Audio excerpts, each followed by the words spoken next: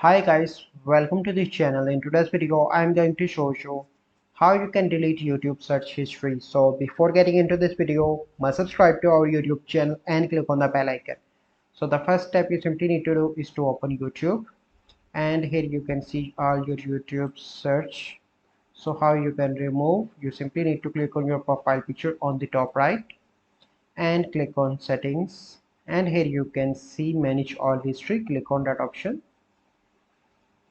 and here you can see an option of delete. You have three options: delete today, delete custom range, delete all time. You simply need to click on that and click on delete and click on got it. So this is the process by which you can delete YouTube history.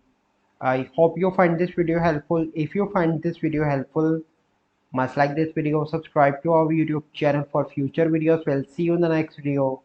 Thank you, have a good day.